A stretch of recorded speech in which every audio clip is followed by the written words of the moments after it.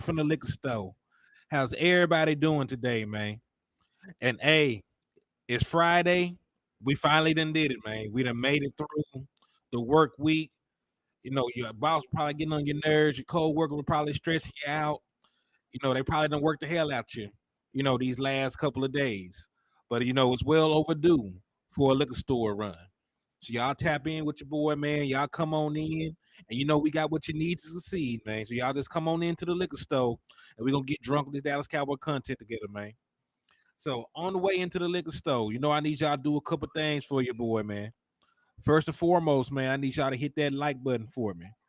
If you hit that like button, we'll be able to manipulate this algorithm and more folks will find their way into the liquor store. Right? Right after that, man, I'm gonna need you to hit that share button. You hit that share button, it's gonna notify more people that the liquor store is open for business, right? And you just let them know that we in here. They can put their orders in, do whatever they need to do. And then right after you do all that good stuff for us, man, I'm gonna need y'all to hit that Eagles fan upside the head for me. I'm gonna need you to slap the shit about of an Eagles fan. Because if you slap the shit out of an Eagles fan, you will receive half off all the merchandise inside the liquor store.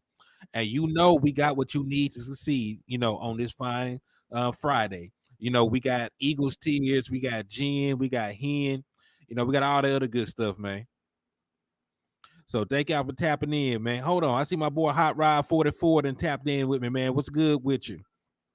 Fish 82. He said he need them sweets and a double pack. I can do that for you, my boy.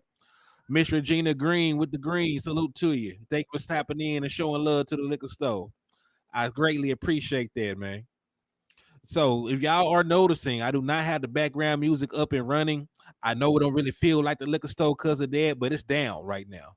I'm doing it. I done did everything in my power to get up, but the background music is down. So you're gonna have to just listen to me ramble today.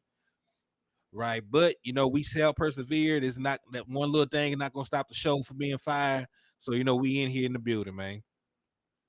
But we got a couple things we're gonna cover, man. Of course, I'll give y'all updates about the Dallas Cowboy raffle. Hey, John Jones, what's up with you, man? Thank you for tapping in. My brother Flo done slid into the building, man. What's up with you, man? Salute to you. So yeah, so of course, we got some things to cover. I'm gonna give y'all some updates on this ticket raffle, so y'all can know where y'all stand with that. We're gonna talk about this report surrounding Dwayne Clark, and they even got a report, surrounding Ezekiel Elliott. So we will see what's going on. With the Dallas Cowboys. We're gonna cover, some of these off-season rumors, some of this news. We're just gonna see how we feel about it, man. I know I got time to give y'all about an hour, some change. We will have a good ass show, man. Like real talk, we're gonna have a good show. But before I get too far ahead of myself, man, speaking of the raffle, just in case you don't know what we're talking about or what is going on, we are still running a ticket raffle to send y'all to this Dallas Cowboys home game against the Philadelphia Eagles. Right. So, and listen, the Eagles have not won in Dallas since 2017. So the game that I'm trying to send y'all to is going to be a guaranteed victory. It's going to be a guaranteed win. They can't win in Dallas. So, you can go ahead and mark that as a W. So with all that said, if you want to enter to win a ticket, it's $10 per entry. The first place winner is going to get a Dallas Cowboy ticket with a seat attached to it. The second place winner is going to get a ticket to the same game, but for standing room area and general admission. And then third place winner is going to get a PlayStation 4 or a Dallas Cowboy jersey of the winner's choice. So, if that is something that you want to do, or something that you want to support, or you just want to support the content, man, go ahead, hit the Cash App, hit the super chats, hit the super stickers, man. $10 a pop, and you got all the way until August the 1st to get it done. So salute to y'all, and let's jump into it, man. He said, "Thank you for going live. The streets is dry. I know, man.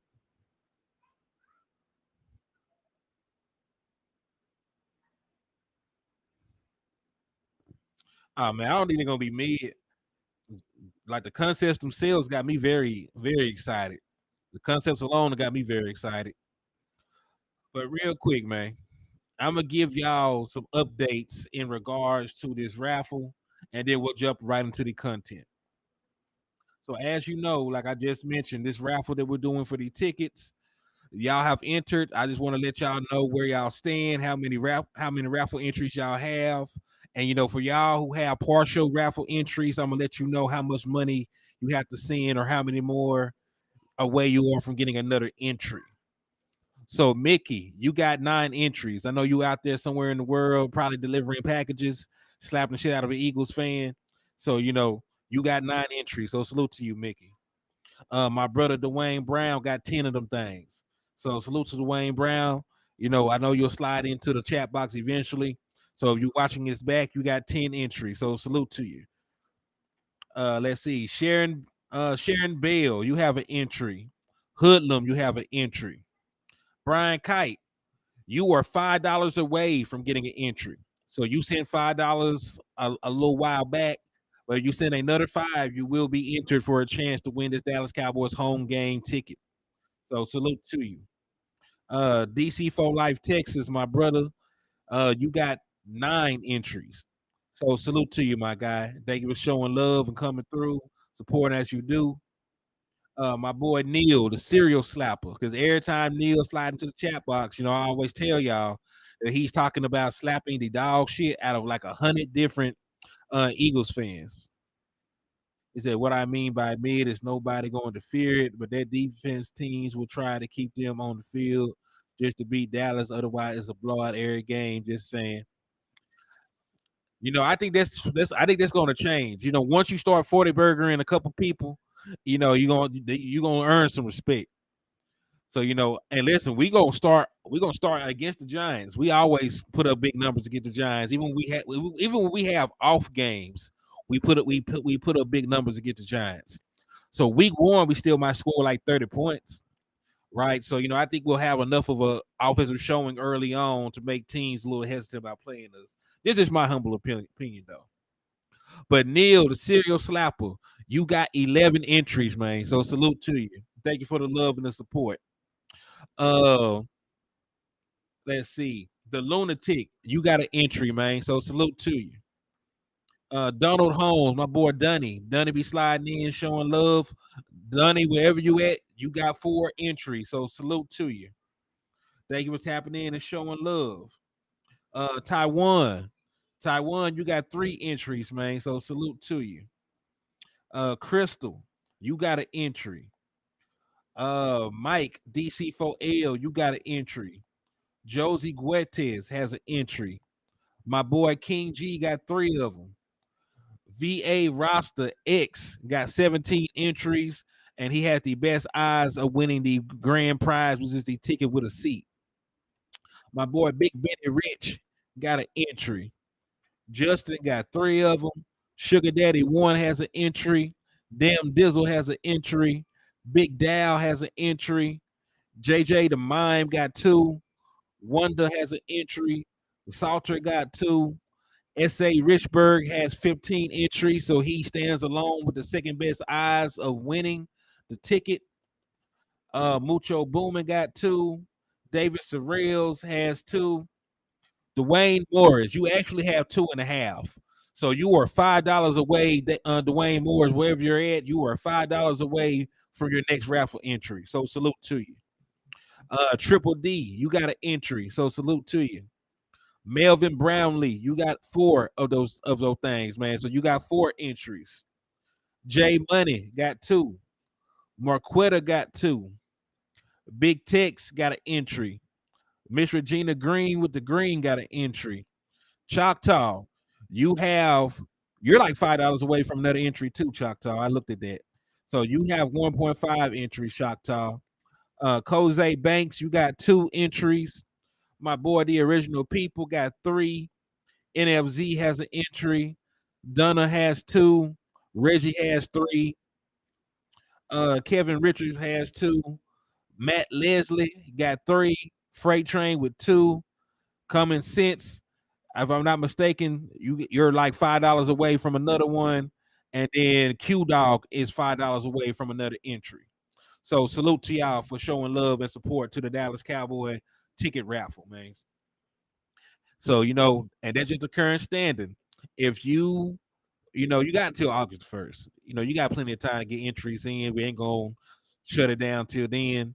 So if you want to improve your standing in between now and then, hit the cash out, hit the super chat, hit the super stickers. And I appreciate y'all for all the love and support that you've been showing. So let's go ahead and get into the actual content, man. Now that we've given an update on how the raffle is going, let's talk about actual content about the Dallas Cowboys. So to start off, man, I'm gonna read y'all this report about Dwayne Clark. He said, "You seen what I said about scoring defense." Let's see. I'm gonna look at it real quick. What's up with your double R? I see you. He said the offense not going to be scoring. It's going to be that defense scoring 21, 28 points a game. Watch. And no, I don't do fantasy or Madden. I don't know about that because we were averaging 30 points with Noah Brown as wide receiver too. So I don't know. And listen, we've had that was the worst team that I've seen us have offensively in terms of pass pro weapons and things like that, and we still were scoring points. So I'm not too sure. I'm not too sure about that one, Choctaw. But hey, we'll see when the season kicks off. But I'm gonna read y'all this little update about Dwayne Clark. I found this very interesting. There's been a bunch of question marks about the linebacker room up to this point. So let's just take a quick look at that.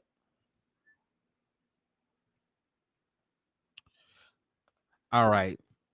So it says, while Vander has extensive starting experience, the Cowboys are planning an in-house promotion for the 3-down linebacking role alongside the 6-year defender.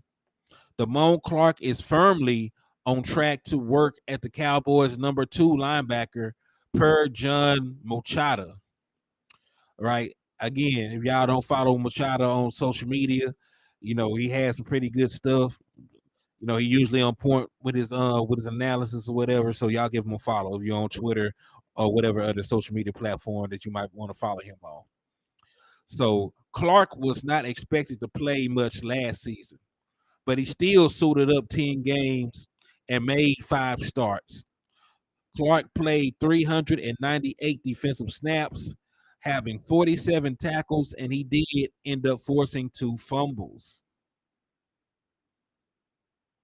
So, hey, what's up with your common sense lab? I see you. Thank you for tapping in and showing love, man.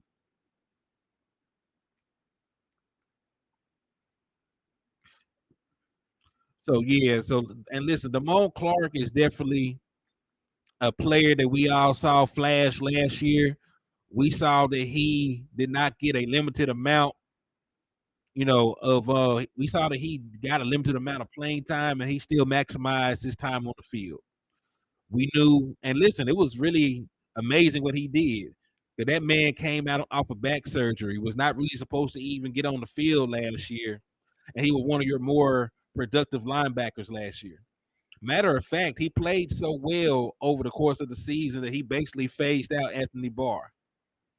We know, and listen, I overreacted to the signing of Anthony Barr. I thought that he would have been a piece to put us over the top. He did not play up to par, and of course, the Dallas Cowboys did not bring him back this year.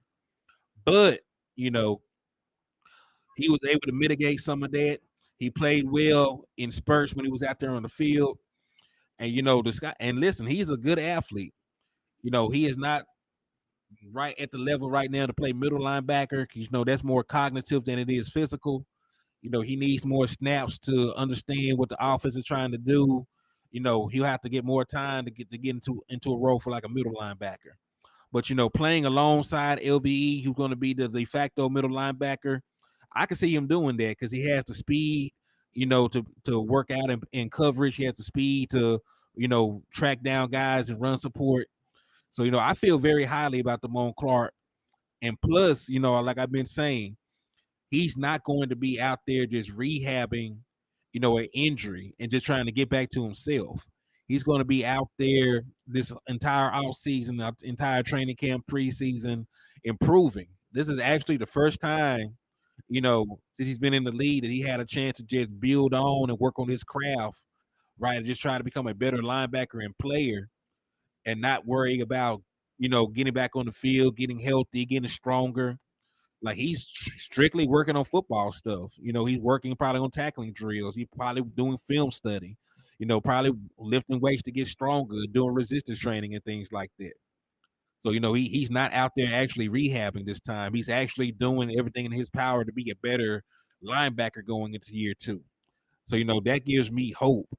About his uptick in production this year. And plus, let's be honest. Linebacker play can always be tied back to the front to the defensive line.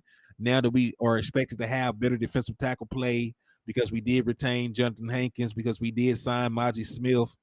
I expect good things from really Dwayne Clark and all the other linebackers.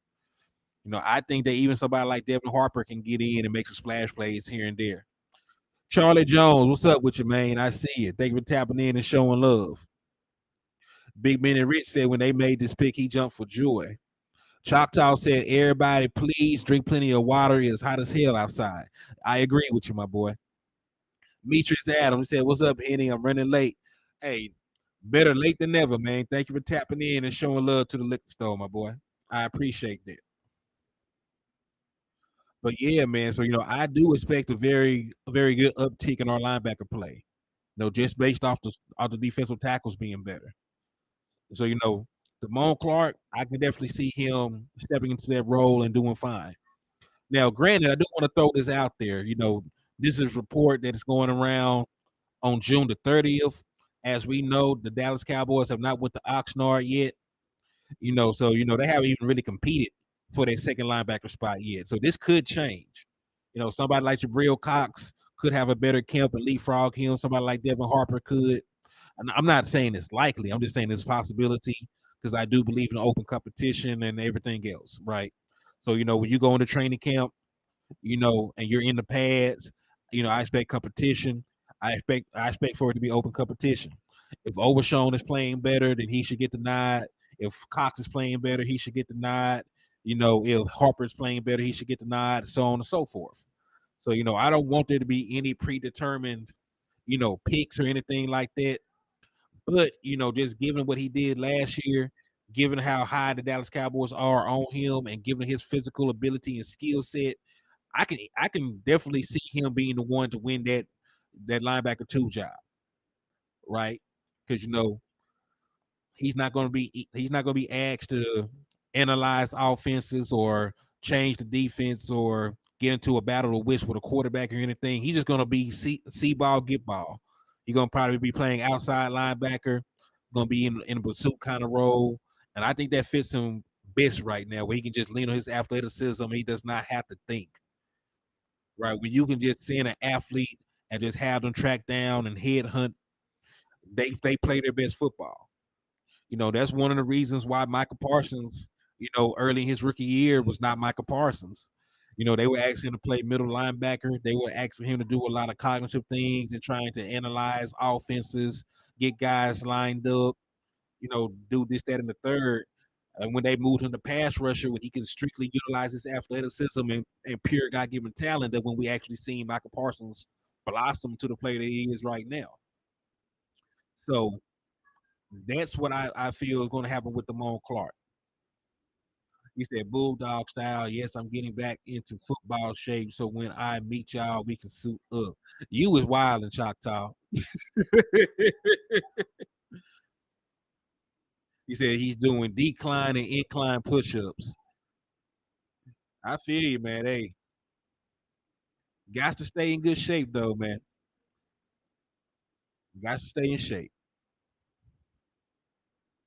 But no, like seriously though, like I do think that is a role that best suits him right now. I'm not saying that eventually he can't develop into the middle linebacker that we need on our defense, but just right now, not having a lot of snaps, not having a lot of time, playing the linebacker number 2 role as an outside linebacker next to Leighton Vander is probably the best situation for Dwayne Clark to succeed. But what do y'all think? Do you want Dwayne Clark to be the middle linebacker, or are you, so happy with him being in an outside linebacker role where he can just be an athlete? I'm leaning towards that. I'm leaning toward him just being an athlete. He said, doesn't Harper run a 4.440? Let me check. Devin Harper 40 time.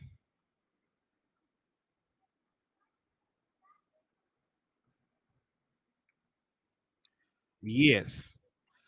At his pro day, Devin Harper logged a 40 time of a 4.44. So he has a four. He did run a 4.440 at his pro day. He's a good athlete. Devin Harper is a damn good athlete. So he also would be somebody I wouldn't mind when we are in our base set, because we are still a 4-3 base defense, even though we don't play it a lot. Truthfully, most teams play nickel about 70% of the time. We're going to be in our base defense a very small amount. But in our base defense, we do utilize 4 down linemen and 3 linebackers within a 4-3 defense. So, as of right now, and because I haven't seen Overshown yet, but as of right now, our 3 linebackers in our base defense should be Leighton Vander, Harper, and of course Mallic Clark, who we're speaking of right now. Now, if Overshown goes out there and he's ready to contribute, you should give him some opportunities in our base defense. But as of right now, you know, Devin Harper, has a year under his belt and being in this defense, getting practice reps, so on and so forth. So, he should be a little bit more ready than Overshown, who's coming into this blind. So, right now, the 3 linebackers that they're probably utilized in their base defense on the rare occasions they're actually in it are probably going to be Leighton Vander, Harper and Clark. And that's a lot of, and that's a pretty decent, linebacking core in terms of athleticism. I know that I'm not the biggest Leighton Vander fan in the world. I know I've been on record saying that. But in a limited role, I like Leighton Vander. I like the upside of Clark and I like the upside of Harper because they got the athletic ability. So we'll see. We'll see. But again, what are your thoughts about Clark, playing this outside, being the primary number 2 linebacker? And when they say the number 2 linebacker, what they really meaning is when we go to our nickel sets, they're going to be 2 linebackers on the field, but they're going to be an extra corner. So, they're pretty much saying in our nickel package, Damone Clark is going to start with Leighton Vander, and then of course J. Ron Curtis and Deron Bland. Because of course, we'll have an extra defensive back out there.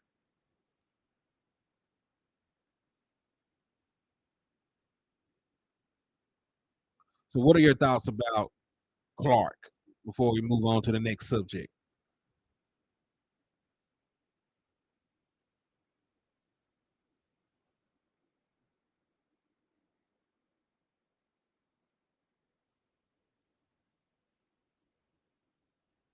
Yep, I agree.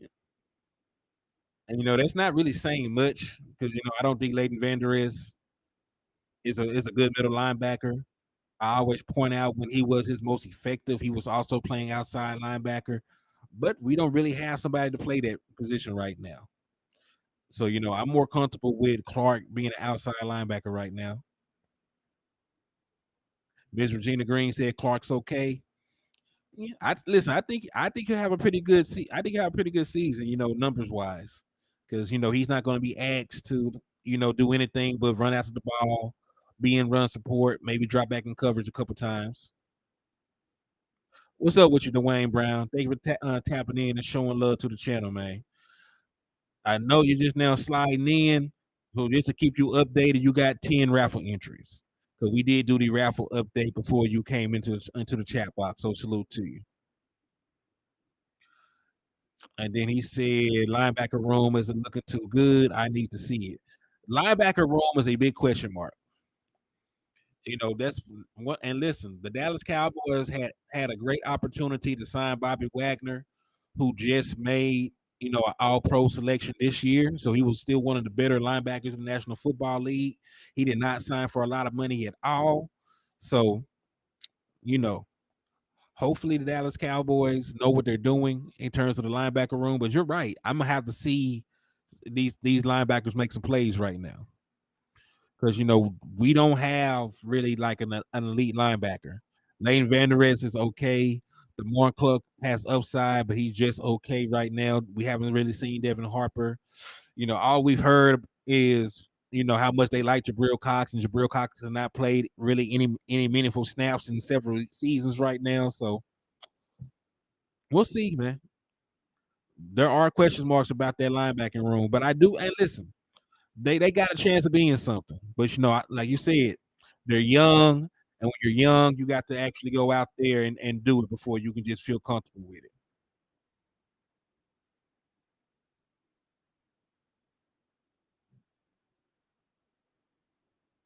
He said, hopefully the linebacker room will come together in training camp. I hope so too, man. My boy said that Clark was a tackling machine in college, though. Yeah. If I'm not mistaken, Damone Clark was on LSU's national championship team, right?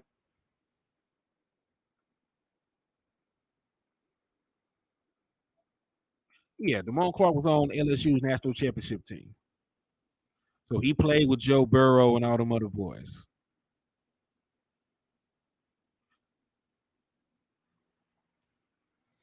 Yep. And he was a second team All American in 2021. First team All SEC.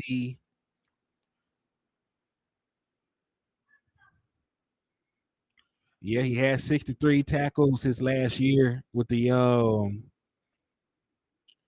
Tigers. And then the year where they won the national championship game, he had 49 tackles and 3.5 sacks. So he got some versatility, man. You know what I'm saying? Because he didn't even start that whole season. He only started like 3 games that 2020 season. Michael H, what's up with you, man? Thank you for tapping in and showing love to the channel. He said, yes, he was. Okay, cool.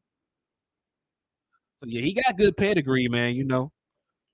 SEC is known for pushing out good defensive players. He was on a national championship team in the SEC. He got all the physical traits in the world. He just need reps, honestly. He just need reps. So he just need the opportunity to go out there on the football field and show why he got drafted. But yeah, I like him. I like Damone Clark for the most part, though, man. He's a very good linebacker with potential. Now I want that potential to turn into something, but we'll just have to wait and see.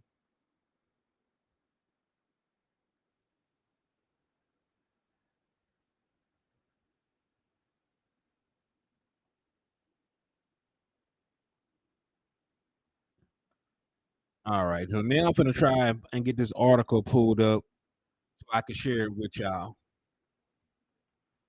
And we're gonna talk about it in totality.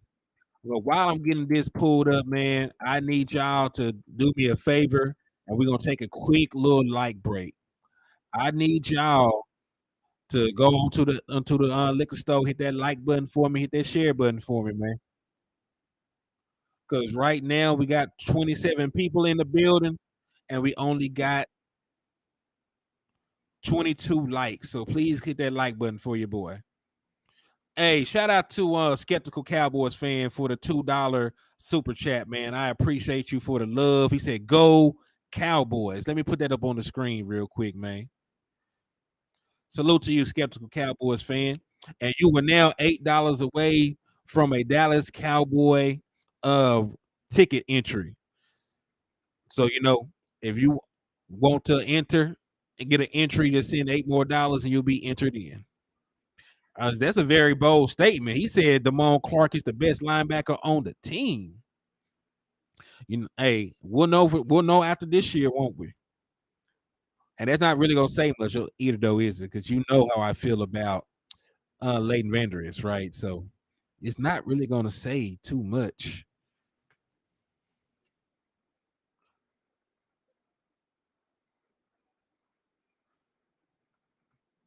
So let me see. I'm trying to get this. Here it go. Here it go. I found it. So this is an article by Blogging the Boys. He said, Thomas A. Gary, what's up, HTM? Running a little late. I just came from the gym. I need to be doing what you doing, man. I need to be doing what you doing.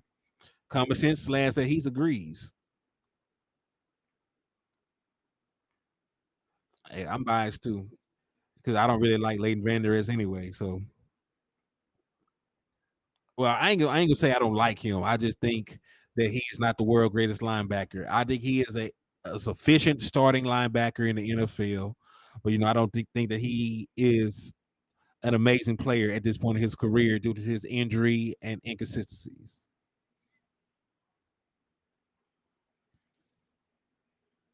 He said Delvin Harper is a dark horse too. Yeah, I like the kid. Cause listen, right now we don't really have a proven linebacker. We just got some athletes out there. You know, Overshown is an athlete. Clark is an athlete. Harper is an athlete. So them boys need some time to get molded. I agree. They can do much better over Leighton Vander. Listen, we could have did much better. We could have got Bobby Wagner this offseason. The man just made an all-pro selection. Even if you think that he's on a declining Bobby Wagner is better than a declining Leighton Vander is, in my humble opinion, anyway. So let me get this pulled up though, man. I'm gonna share the screen, and we're gonna look at this article about Ezekiel Elliott posted by Blogging the Boys. So this is from Blogging the Boys. This is their content. I ain't stealing it. I'm giving them their fair due. I'm just gonna read it. It says Cowboys not interested in bringing Ezekiel Elliott back, according to reports. According to one NFL insider, a potential Ezekiel Elliott return to Dallas is just not part of the plan right now. Ugh. So let's see. The notion that the Dallas Cowboys might re-sign Ezekiel Elliott sometime this offseason has been floated since his release last March. But a recent report from one Dallas insider threw water on this idea, showing it as more of a fan-driven hope than anything, truly brewing within the organization. In comments earlier this week with the NFL Network, reporter Jane Slater shared her findings from sources in the Cowboys front office. Here are some of the key quotes from her report. And you know that Jane Slater really be tapped in. So Jane Slater is saying it, then we'll see. I trust Jane. For the most part, I trust Jane Slater. Everybody has hits and misses and things that they got to do to keep their their sources intact. So, But anyway, she said, quite frankly, they're just not talking about it. It will require an injury to one of their running backs. As much as I know a lot of guys in the locker room, not just the fan base, in the locker room would love Ezekiel Elliott to come back, it just doesn't seem like there's a lot of smoke here. So even though the fans want it, even though a majority of the players want it because he was a leader in that locker room, they love that boy. It doesn't seem like there's really a lot of traction right now with the Dallas Cowboys front office on a potential reunion with Ezekiel Elliott. What's up, Tommy? I see you, man. I still think we should have went after Bobby Wagner, the actor. I don't care what his age is. Hell, age is just a number. If you can still kick ass, give that brother a uniform. Yeah, it's crazy, isn't it? But like I said, it's June the 30th. All this stuff changes overnight.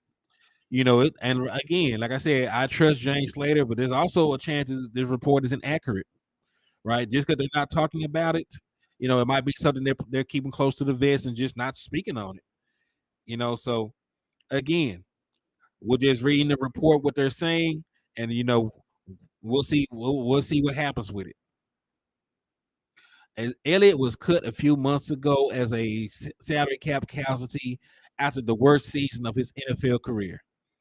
Zeke's per carry average dropped below 4 yards for the first time in 7 seasons, and his overall effectiveness was clearly down. While Elliott was still a solid contributor in certain situations, Dallas could no longer justify paying him as an every down franchise back. Some have held out hope that Elliott, after staying unemployed for a while, might consider coming back to the Cowboys at a much reduced salary. He clearly maintained strong relationships with Dak Prescott and others, being spotted in clips throughout the offseason, practicing with his former teammates. Prescott has been vocal about his desire to have Zeke back on the roster as well. They rock with each other like that, man. However, as Slater also mentioned in her report, the Cowboys are expressing confidence in their current setup at the position. In addition to using the franchise tag to keep Tony Pollard as their primary back, they've signed veteran Ronald Count Body Jones, and drafted Deuce Vaughn. There are also returning prospects in Malik Davis and Rico Dowdle, plus undrafted rookie fullback Hunter Luepke, who could be used as more than just a blocker. Given all this, it would seem that the Dallas Cowboys are fully prepared to move on without Ezekiel Elliott. They will certainly miss his personality and star power on offense, but a bigger role for Tony Pollard and other younger options will hopefully make up the difference on the field, unless some drastic happens that causes Dallas to pick up the phone. The idea of Zeke's return appears to be a fantasy at best. Damn, is there anything else? No, that's it. That's it for the article. So, that's just the report.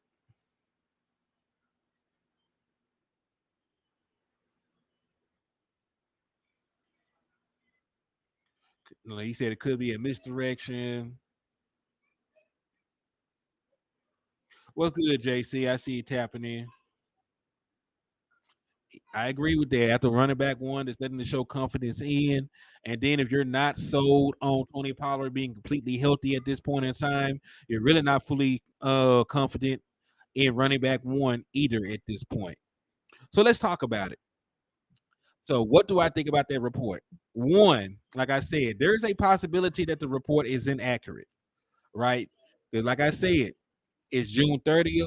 We don't really know what's going on in the front office right now.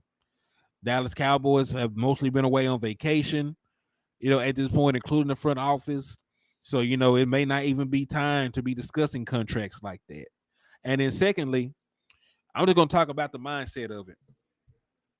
You should not make a predetermined decision about a position until you see how things line up with your current roster. But as they pointed out, she said it could take an injury. Injury happens, right? Injuries happen, of course. But what also happens is sometimes your projections do not actually happen.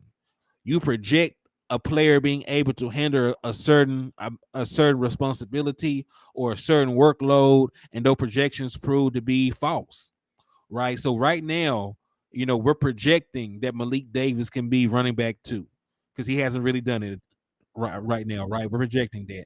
We're projecting that Deuce Vaughn is going to be, a stellar NFL pro that can catch the ball and be a sporadic, guy you can give carries to. We're projecting all of this. We're projecting that Tony Pollard can be healthy, over a 17 game season as the lead back.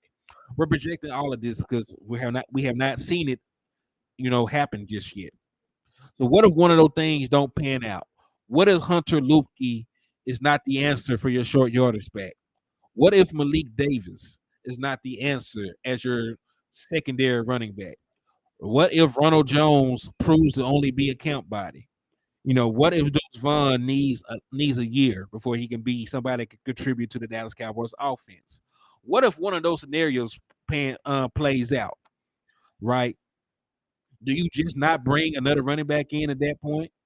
But when you look around free agent running back, Ezekiel Elliott, is probably your best option in improving your running back room because they already were vocal about not wanting to pay Dalvin Cook. You're talking about declining running backs. What's the boy? What's the boy name? Used to play for Kansas City. Um, like hell, his ass is averaging under 4 yards a carry too. You know what I mean? So like you don't really have a lot of options for backup running back that's floating around the free agent market right now. So, if one of these guys goes into camp and don't light it up and they go into preseason and they're playing against guys that are going to be doing podcasts and dump truck drivers and CDL truck drivers and PE coaches and all these other things. A lot of them boys in preseason is not going to make it in the NFL, right? So if they go out there and they look bad against them boys and not even the actual starters in the NFL, you know that you're going to need to bring in another running back. Right? You're going to have to bring in another running back. So with all of that said, man, don't have a don't go in here with a preconceived notion of what you want to do with the offense. You could need Ezekiel Elliott based on some of the things that are going on, man. You could need Ezekiel Elliott at that point. He said, Spears from Tulane was explosive, but again, he was like a Tony Pollard clone, though. You would have had two explosive running backs that you do not want to put out in there in pass pro. Granted, because we're changing to a West Coast system, 3 steps drop, 5 step drops, a lot of quick throws. You probably won't need prolonged pass pro or help for your running back as often, right? Because they might value a running back that can catch the ball over a running back that can pass block. So when you're running mesh and you running, smash and you're running flood, you're not going to really need an extra blocker because the ball's supposed to be out in about 2 seconds any damn way. There are 2-second reads. You go 1-2, 1-2 throw away or 1-2 take off running if they're not open. So you're not going to really need the extra time in a West Coast system because after 2.5 seconds you're late. So don't be so quick to close that Zeke door until exactly. Don't say you won't bring Zeke back until you have identified an heir apparent to Ezekiel Elliott. Do y'all play spades, man? Do y'all play spades? When you out there, you're trying to see how many books you got. You say you got this many books, and then the ones you're not sure of, you say you got some possibles. Right now we got one in a possible. Neil, what's up with you, man? Hey, I called you the serial slapper earlier on in the show when I was doing the raffle updates, man. So Neil has finally appeared. Neil, the serial slapper, said he done slapped 21 Eagles fans in honor of Ezekiel Elliott before he slid up in here, man. So Neil, the serial slapper, just to keep you notified, you got 11 raffle entries, man. So salute to you. I appreciate you for your continued love and support, man. Tommy Montoya, what's up with you, man? I see you sliding back through the door. Man, close that door. Fans are happy and content with this soft ass running back room. Nah, I'm not happy and content. And maybe I'm spoiled as a Dallas Cowboys fan because we always have a fire, running back room. We always had Ezekiel Elliott and Tony Pollard, or we had Ezekiel Elliott and Alfred Moore, right? We had, so we always had, a young upstart guy and a wily veteran, right? So even because because you got to think about those years when Ezekiel Elliott had, Alfred Moore as his backup running back, and he was helping him, get carries here and there. Yeah, Alfred Moore was really pivotal on getting us back on track when Ezekiel Elliott got suspended in 2017. And when Ezekiel Elliott was young, the first start with Dallas in 2016. So we always had a good running back room in its entirety. I just think we're in new territory when it comes to having running backs on the roster that we're not sure about. Yeah, Alfred was very productive. And see, and that's the thing, right? At this point, nobody has separated themselves, Dwayne. Because like you pointed out, your money's on Deuce. Somebody's money is going to be on Malik Davis. As crazy as it sounds, somebody's money is on Ronald Jones. Somebody money is probably even on Rico Dow, right?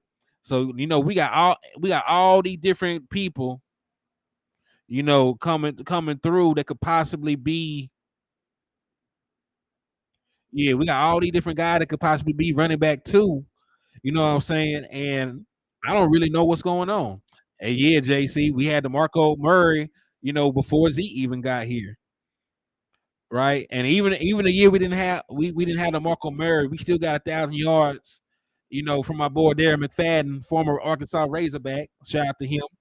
Yeah, hey, prayers up to my boy Alfred Moore too, man. He's going through a health issue right now. I'm not really sure about the specifics on it, but y'all just say a prayer for healing and grace for Alfred Morris, man. He probably needs it at this point, man. So y'all just take a moment. We're gonna take a moment of silence for Alfred Morris. I just hope that he gets better soon, wherever he's going through.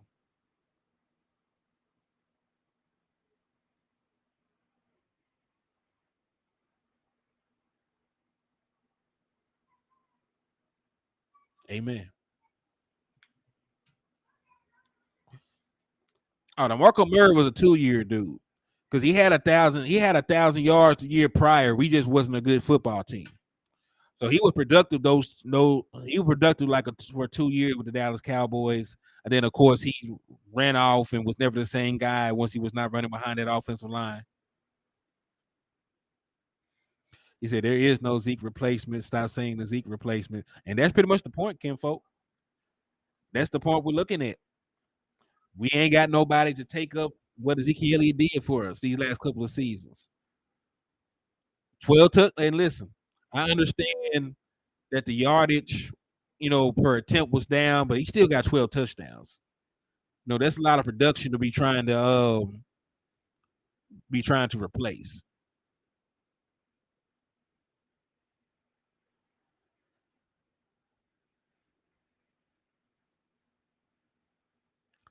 He said, hate to hear it. Been an Alfred Moore's big fan ever since the Commanders. Yeah, Alfred Moore was a good running back, man.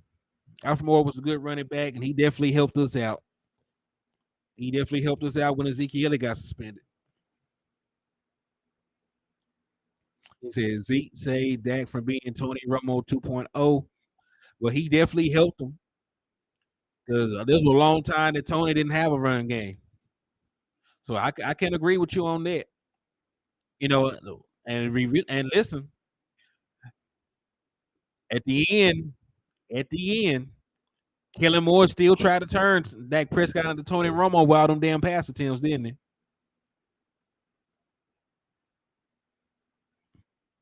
And listen, you may not be able to replace Ezekiel Elliott entirely, but you still have to find an alternative at running back too. I think some of y'all are a little, sensitive when people talk about replacing Ezekiel Elliott.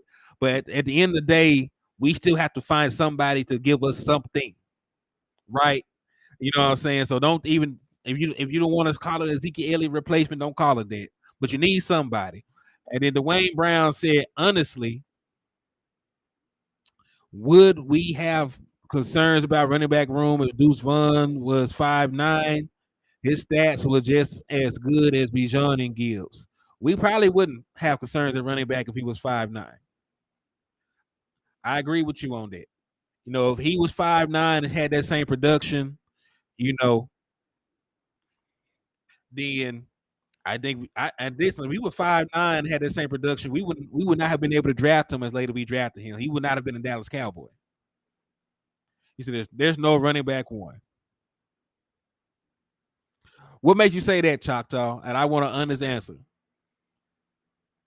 Because even though Tony Pollard is not the same style as running back as Ezekiel Elliott, he's still a 1,000-yard rusher and a Pro Bowl running back. Granted, I was one of the guys who wanted him to play slot receiver for like the last 3 seasons, right? But he was an effective running back last year. He's the best running back that you got. So by default, he is your best running back and therefore running back one.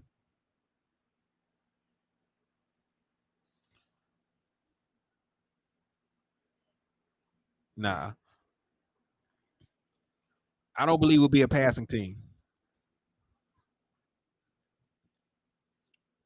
I still don't believe we'll be a passing team. I don't think we'll be as effective as we want to be as a running team. But given Brian Schottenheimer's track record, we're going to run the ball. Listen, Slim, if you and I were the running backs on the team, Schottenheimer's still going to run the ball about 30 times. I'm just putting that out there. He do not give a damn about who the running back is. He's going to run them. The question is, how effective will we be running the ball? But he's going to run the damn ball. Remember, he got criticized in Seattle for not letting Russell Wilson throw the ball enough. That was what he got criticized for. He got criticized for not letting Russell Wilson throw the ball enough. But it does not matter who the running backs are. He is going to give the ball to who is ever healthy and present playing. So I'm not concerned about us not running the ball, right? Because I think we're going to run the ball. But the question is how effective are we going to be, right? Because let's be honest. Let's have a deeper conversation. We ran the ball with Kellen Moore. We just weren't really good at it. We were 5th in rushing attempts, but we were only 19th in yards per carry, right? Henny stopped. That's where the big weapons are. Mike McCarthy is a West Coast offense guy. We will be passing the ball. Nope. Mike McCarthy himself said he's going to run the ball, right? Remember, Mike McCarthy is several years removed from what he did in Green Bay. So while we are still going to pass the ball about 35 times, we're still going to run the ball about 35, 36 times. So I want y'all to do the math on it. You're going to run about 70 plays. You're going to run about 70 plays in an NFL game. They are still going to run the ball about 36, 37 times. There has never been a time where Brian Schottenheimer has OC the team, whether he called the plays or not. There has never been a time, where they were not a run heavy team. You're going to still run the ball about 30 times. Granted, you're going to get the play action. You're going to get the mesh concepts. You're going to get the smash concepts, the floods, and everything else that we talked about. You're still going to throw the ball about 30 times. I don't want anybody to get confused about what the hell I'm saying. We're just not going to throw the ball 45 times like Kellen Moore was doing. Right? I think we need to get an understanding. We're just not going to throw the ball 45, 42, 40 times like Kellen Moore was doing. We'll still throw the ball 30 times, 31, 35 times maybe. But we're still going to have a good running attack to go along with it. Or at least we'll still have the attempts to go along with it.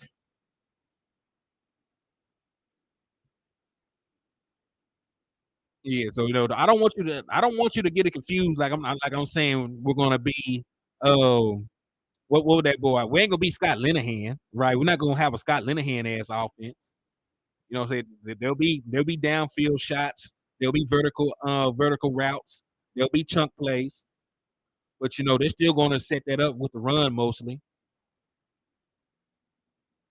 Because remember, they were one of the best running attacks in the National Football League in Seattle, and Russell Wilson still threw 40 touchdowns.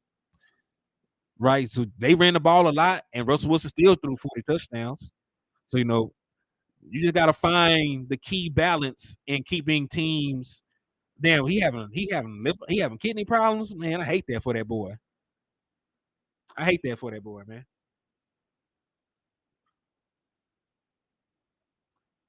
And really, the hope is, man, like the hope above all hopes is the running game is more efficient, right? Because we ran the ball the 5th most of anybody in the National Football League last year. It just did not equal out to us being a good running team because we know that Kellen Moore did not have a solid run scheme. We know that we had injuries to Terrence Steele and injuries to Tyron Smith, and there were even a point where Tyler Biotis missed time. So we know there was flux along the offensive line. We know that we had a bad run scheme, right? So that's why, they're talking about playing their best 5 offensive linemen this year. They moved to a zone run scheme instead of a gap style run scheme that they were implementing last year. So they changed their entire run scheme to be more efficient this year. I just got to see how well they play in the scheme.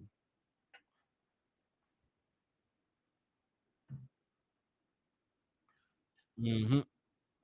So, I think the Dallas Cowboys will be a better team efficiency-wise in terms of passing and efficiency-wise in terms of rushing. I don't know where it will still average 30 points, but, I could see us averaging about 28. So you think this organization is going to not – Iceberg, did I say they were not going to get used? That is not the conversation that I just sat here and had with you, Kinfolk. I just said they're not going to throw the ball 40 damn times. Like I pointed out already, they were a run-dominant team in Seattle, and he still threw 40 touchdowns. So, no, I don't see them throwing the ball 45 times. They're not going to throw the ball 40 times like Kellen Moore did. But they are going to still throw the ball about 35 times. They're still going to throw the ball about 35 times, but they're going to run the ball about 35 times too. It's going to be a more run-oriented attack. It's going to be a more efficient run-oriented attack. You will still throw the ball. This is 2023. Of course, you're going to throw the ball. So they will be passing team because they really don't trust the running game. Who told you that?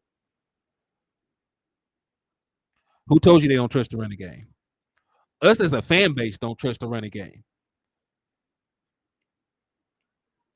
Right? We're not speaking for the coaches. We're not speaking for Jerry Jones. We're not speaking for Ryan Schottenheimer. We're not speaking for Mike McCarthy. Who told you they didn't trust the running game? Now, I sat here this whole show and told you I wasn't happy with the running back room. That does not mean the Dallas Cowboys aren't happy with it. Right? What we want and what they consider doing are two different things, my guy. Just based on the track record of Brian Schottenheimer, he's going to give the boy the damn ball. My only fear is it doesn't work. Like, we're going to have to get on the same page about what's being said. They will pass the ball, but they're not going to pass the ball 40 plus times. That is not what they want to do. If that was the case, they would not have went out there and changed the entire running system. They changed the entire way that these linemen are blocking. They went and drafted different linemen than they're used to drafting. They went and drafted offensive linemen that excel in their zone running scheme. They went and did all that stuff. So you think that they changed the scheme and brought in new offensive linemen and all this other stuff to not run the ball?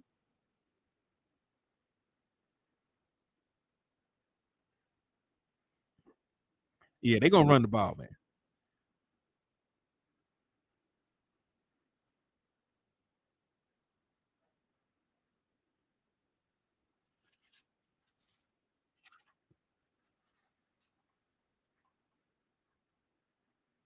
Yeah, that don't sound good. They become too much of a passing team. It'll get strapped when it matters. Balance is key for this. And yes, that's the entire point. That's why they switched to what they switched to. Y'all see weapons and passing the ball, and y'all think it has to be 45, 50 times. Let me ask you, do the Philadelphia Eagles not got a good wide receiving core? And do they throw the ball 40 times? No.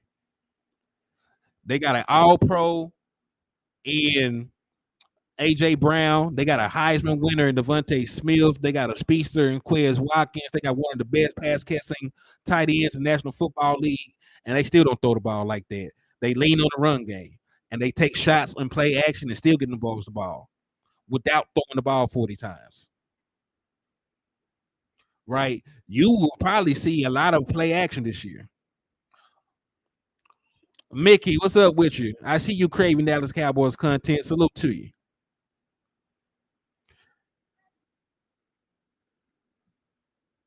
He said it's not Hurts' game to throw the ball 40 times. It's not that game to throw the ball 40 times either.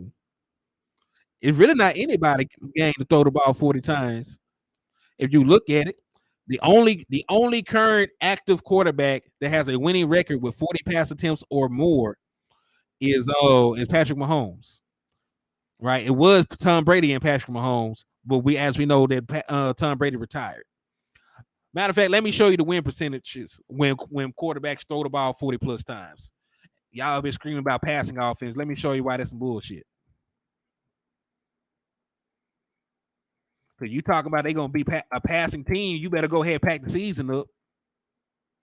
You might as well not even watch the game.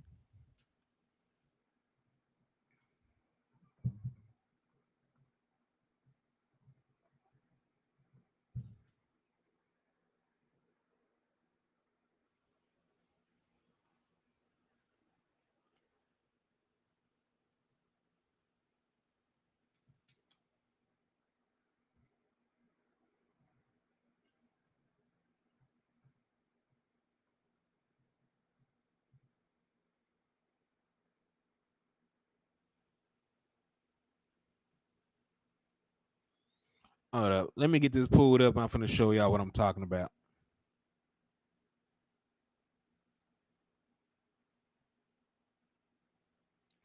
I mean, and it's not just about Dak. Everybody loses. Aaron Rodgers has a losing record when he throw the ball 40 times or more, man.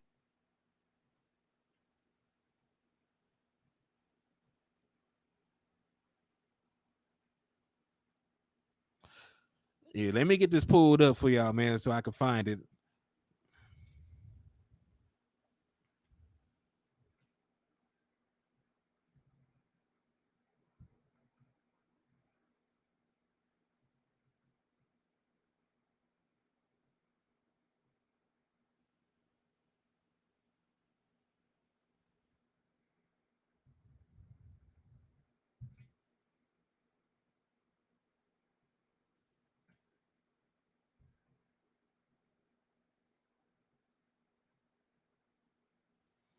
Hold on, this shit moving slow as hell. Give me time.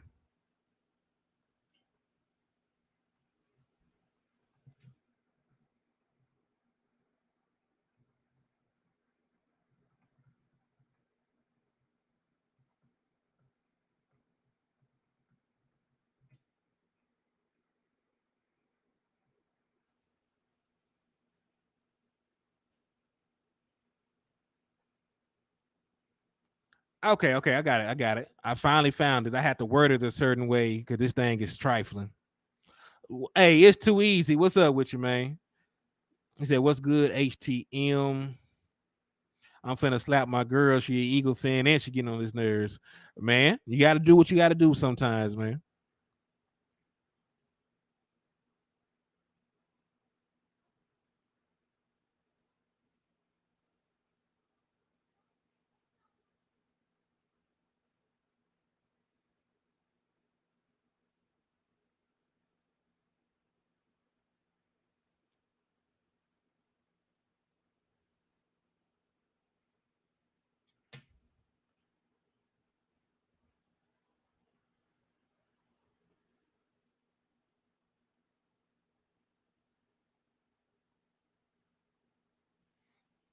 Okay.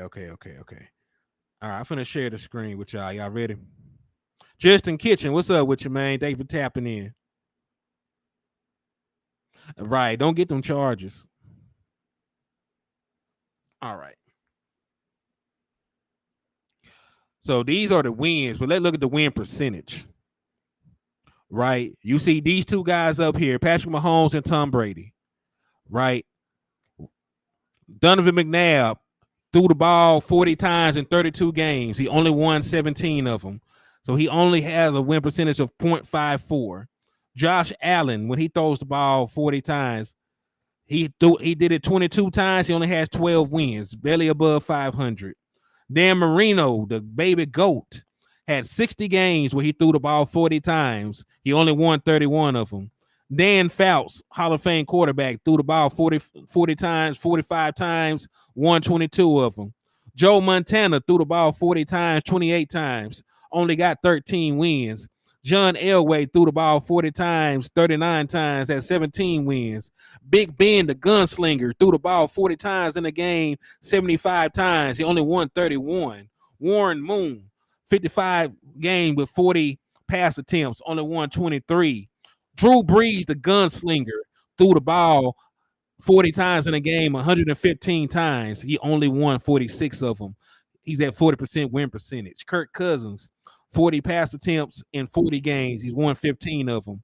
Aaron Rodgers, 40 pass attempts in 50 games. He won 19 of them. Brett Favre, 40 pass attempts in 78 games. He won 30 of them. Drew Bledsoe, 54 times he threw the ball 40 times in a game. He only won 20. Kurt Warner, the MVP, threw the ball 40 times in a game, 38 times, and only won 14 of them. Matt Ryan, former MVP, threw the ball 40 times in a game, 77 times. He only won 26 of them. Right? Does it sound like throwing the ball 40 times wins you games? Does it sound like throwing the ball 40 times win you games? No.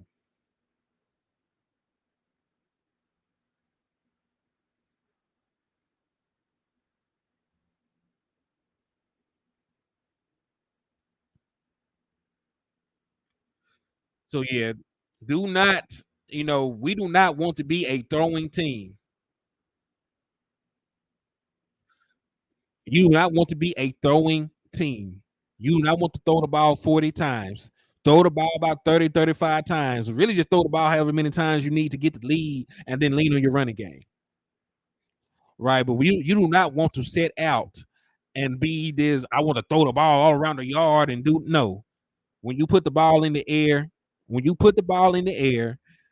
you know, you open yourself up for strip sacks, you open yourself up for interceptions, you open yourself up for, for game-changing plays to happen. And then, a lot of times you end up behind.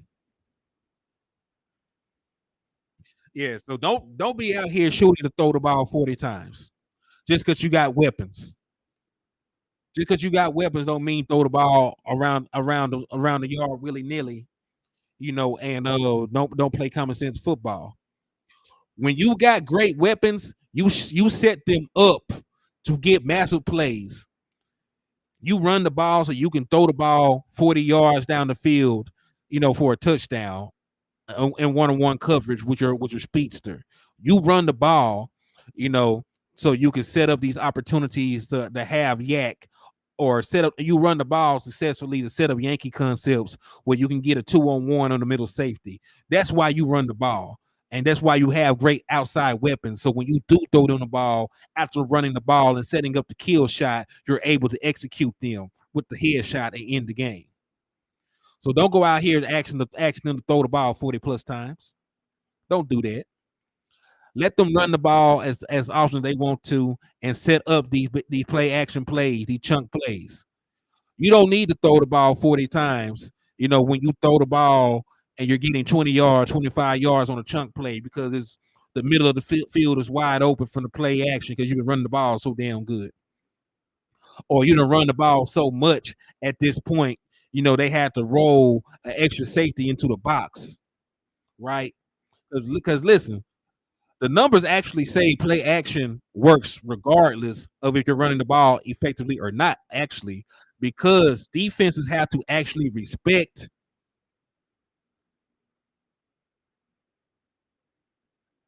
Okay, and that is fine. Now we're getting somewhere, Iceberg. That's cool. Because I'm just trying to make sure we're on the same page, my brother. Because they're gonna throw the ball. Don't get me wrong, they're gonna throw the ball about 30 to 35 times. But listen, Dak Prescott is gonna get opportunities, to get into the plays he's wants. Right. A lot of the times he's actually gonna have the table set for him. Because listen, we're talking about the difference between Kellen Moore and the difference between Mike McCarthy. That's night and day. because Kellen Moore was doing on the job training. There's a lot of times that his plays were doomed from the start. They weren't set up right. But you will have opportunities to get into high-low scenarios. He will have opportunity to audible into, cover two killers or uh cloud flat killers, whatever you need to get into. He'll have control of the offense. Mike McCarthy gives his quarterbacks, an obscene level of control of the offense. So, I ain't tripping about that. You know what I'm saying? Like, yeah, they'll do that, and they will still throw the ball to their playmakers, and they will still have a great passing offense. But they're not going to have to throw the ball, 40 times to get these gaudy numbers. Dak Prescott will be able to throw the ball 30 to 35 times and still end up with like a 3 or 4 touchdown game. Throw for like 300 yards. Yeah. Let's see, Iceberg, you had me do all that. And we actually on the same damn page. See, this is why communication is key. See, this is why communication is key. We wasn't too far off on our mindsets any damn way, so we good. Yes, those smash concepts. That smash concept is a 2-man high-low. Flood concept is basically a 3-man high-low. It can be more if we're being honest. And then when you get into concepts like a sail concept is actually just a flood, but the middle route is a sail route, right? It's just really particular. It's just a kind of flood concept. And then of course, we talked about Yankee. I really listen. Like I'm excited about I'm excited about this, man. I'm really excited about it. You good, Iceberg Slim? We just had a misunderstanding. But that's why we sit here and we talk in the chat box. We just be trying to understand each other better. We good.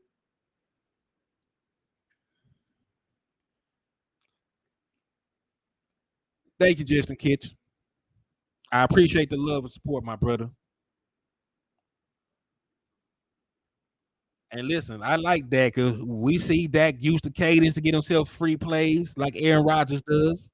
Right? We've seen that multiple times. Get the boy to jump off sides, and then he takes the kill shot down the field. We seen him, get in and out of plays all the time. Right? We know that he's very cerebral. We know he picks and chooses when he takes his shots down the field.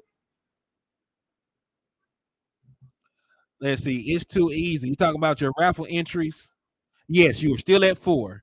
You have 4 entries right now. So salute to you, my guy.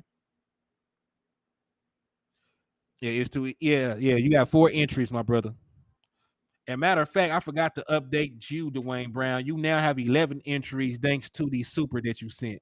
So I appreciate you for your support, my guy.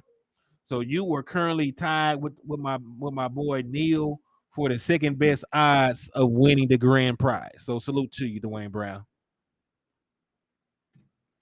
I like Mallic, man. What really upset me is that they said that politics played a part in why he did not get on the field during that playoff game. That's what really upset me. They said that politics played a part in why he did not get onto the field. Hey, I do appreciate you for commenting and sharing and liking, James, and thank you for tapping in. I hope everything going well with you too, my brother. How's everything going with you, man? How your Braves doing, and how everything else going in your life, my guy?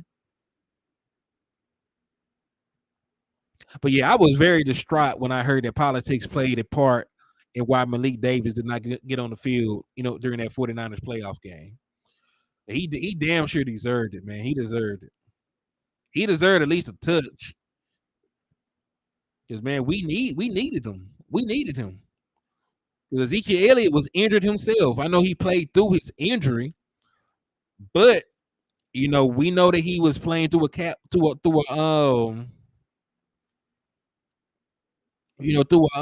PCL sprain or whatever he had. He played through a ligament sprain. Then Tony Pollard broke his leg or whatever happened, and he had to lead the game. Oh, okay. You were talking to Mickey. Oh, good, my brother. But yeah, so Malik Davis definitely needed to get some carries in that playoff loss, and they didn't do it to him. So man, and really, what I Mickey, I did the same thing as you. I went back and I looked at that playoff game. We were in full control of that game, when the interception got thrown. Right when Tony Pollard got hurt, we were in full control of that game. If we had went up a score right there, and then we were getting the ball back, right, and then we were getting the ball back after halftime, it would have been a completely different game. We already had the momentum before the Tony Pollard injury. I think that sort of sucked the life out of the team, and then you compounded that with that interception on that bad play call. Oh, 2nd and 2 in the red zone. That just threw us off.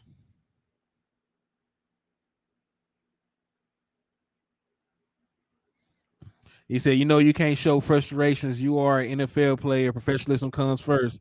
While it does comes first, I'm not letting a player being in the doghouse stop me from playing them when I need them.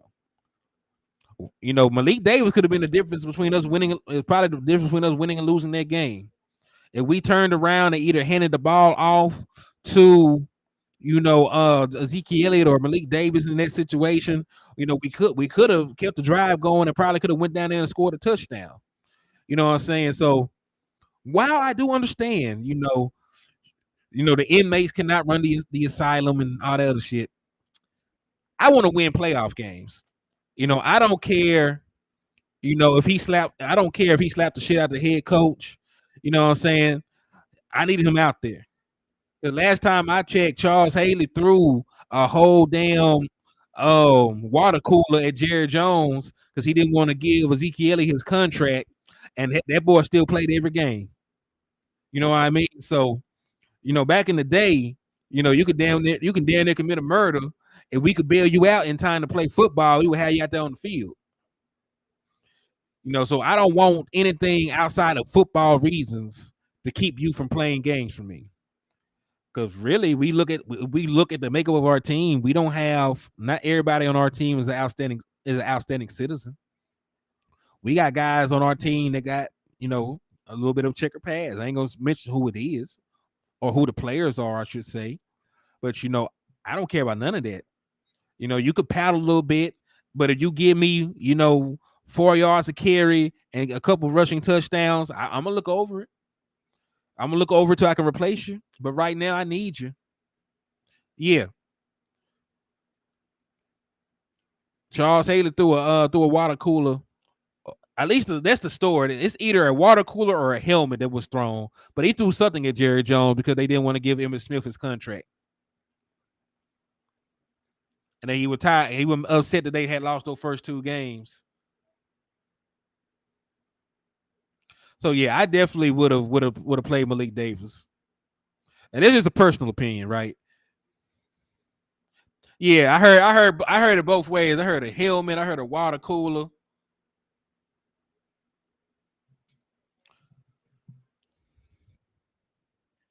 Yeah, that's what I feel too. I felt he just wanted to make an impact. I felt that he just wanted, you know, to get out there on the field. But we seen that happen multiple times though.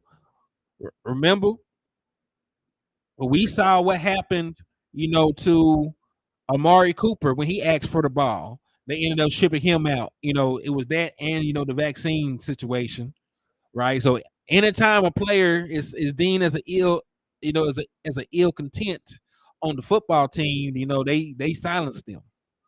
But in this scenario, we needed him right then, right there, and he was available. And then the crazy thing about it, you actually played Malik Davis. It's not like Malik Davis did not get on the field. It's not like Malik Davis didn't get on the field. You put him out there to pass block. You put Malik Davis out on the field to pass block.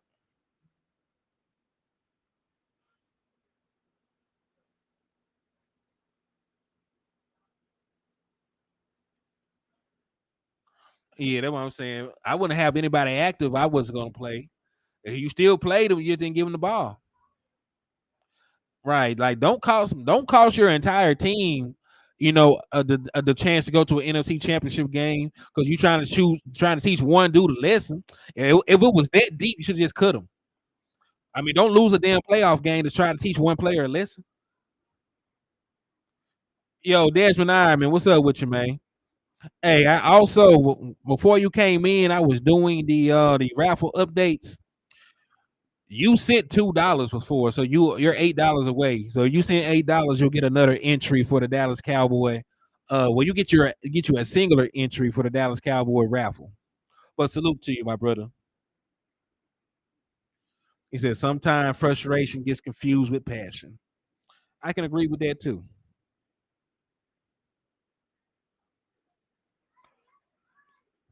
Oh, also, I didn't ask y'all this. I know we're an hour and 20 in.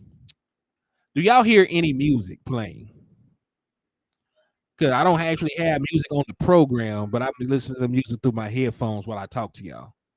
Because I'm so used to it, it'll just be odd in talking for an hour and 20 and not hearing background music. Well, y'all can hear music?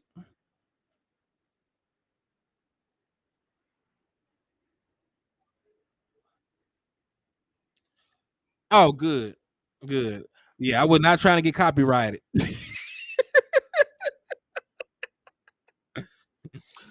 Give me Malik. Hey, Iceberg, give me Malik Davis for 500.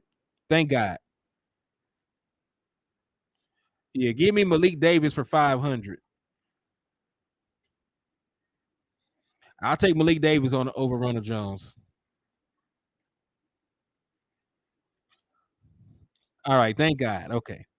Cause yeah, I'm listening to the same kind of music too. It's like that lo-fi music to study too shit. I'm listening to that while I talk to y'all. Cause like I said, I couldn't get it to work on Restream for some reason.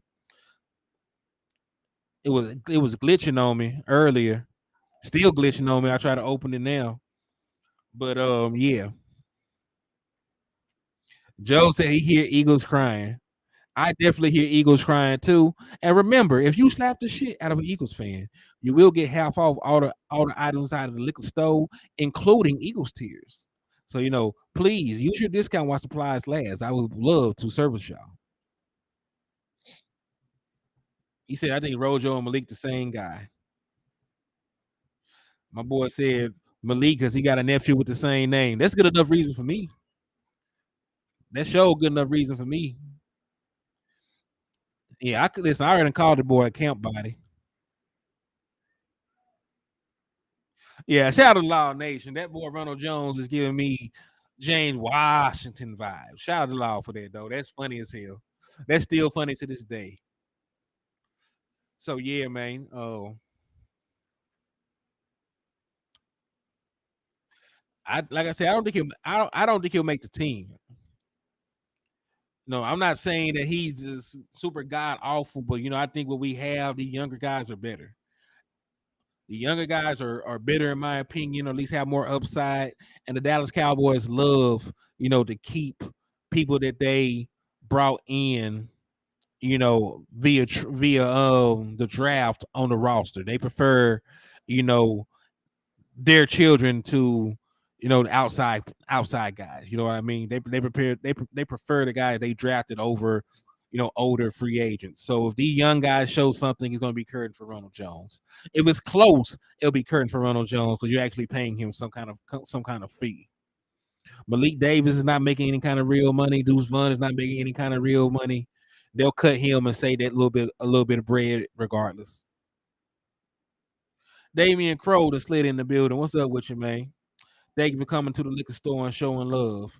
He said, "What's up, Henny? Hit them like buttons." I agree.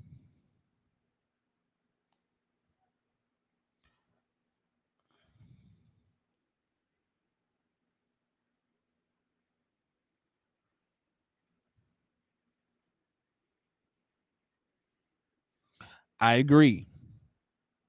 And I will be going to at least the preseason finale. I made my mind up, so I will at least be going to the preseason finale at the end of August. So I will be covering it from there. So y'all be tuned in for your boy Hennythemoor. We'll have a good time too, man. We'll be having a good time.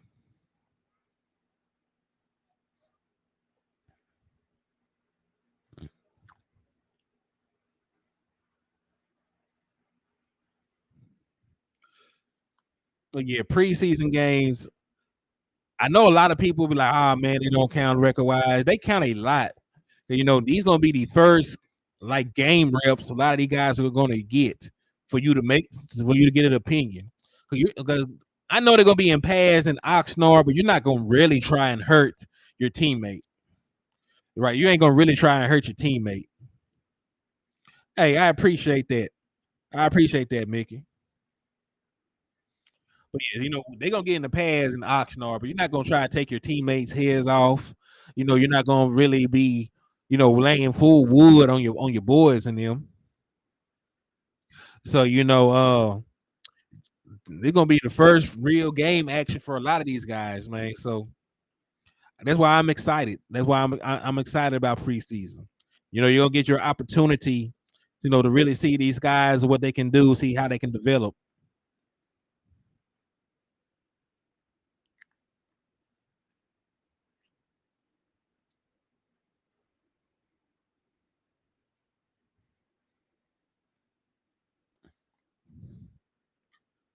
It the that is all right. So it's a case by case basis. I would play somebody like Dak Prescott for a series, regardless, just to get him, some reps. But I would not play somebody like Tyron Smith, who gets injured, very frequently, right? So I would play Dak for maybe a series. I play probably my entire offense outside of my guy with injury histories for a series. But I don't really want to expose them to any unattended injuries, preseason.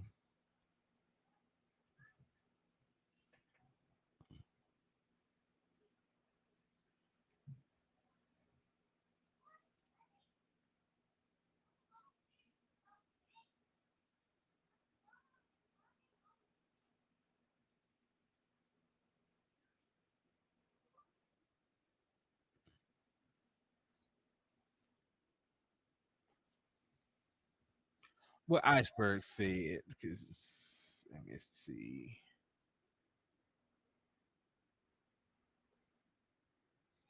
Okay, he said he's the perfect running back too. I hope so, because I like the kid. I like the kid.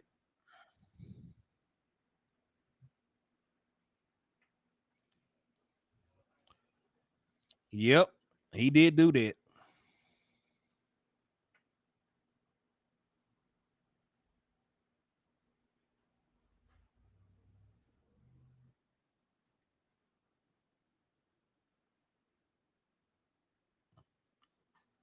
But yeah, man, I appreciate y'all for the love and support, man. We've been on here about an hour and a half. What's up, Q Ball? Yeah, we just about wrapping it up, my guy. We just about wrapping it up, but I still appreciate you for sliding through and showing love to the channel, man. So but I will do this for y'all though, man. We can do some Q&A before I get out of here. All right, we can do Q&A for a little bit. For a little bit, I give y'all about 10 minutes to do some Q&A. So you got questions, I got answers. So we can do some Q&A, and then we'll get up out of here, man.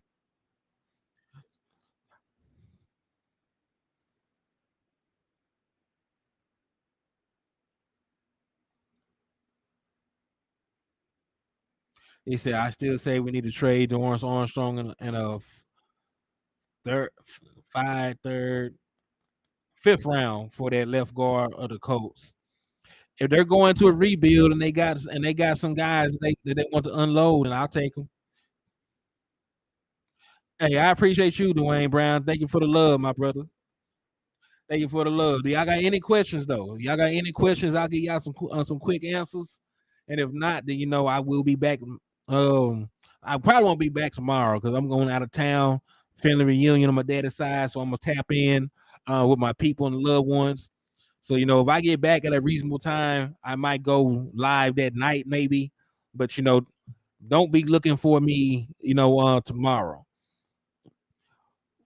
I might be able to chop up some videos and drop some individual content, but don't expect me to go live because I'll be at a family reunion.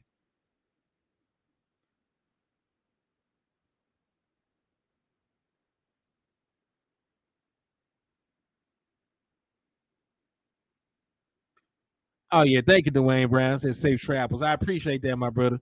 Yeah, I'm going back down to Arkansas, so wish me some traveling grace. But I appreciate y'all for the love and support. Please continue to hit that like button on the way out. Continue to hit that share button on the way out. Continue to support the raffle on the way out.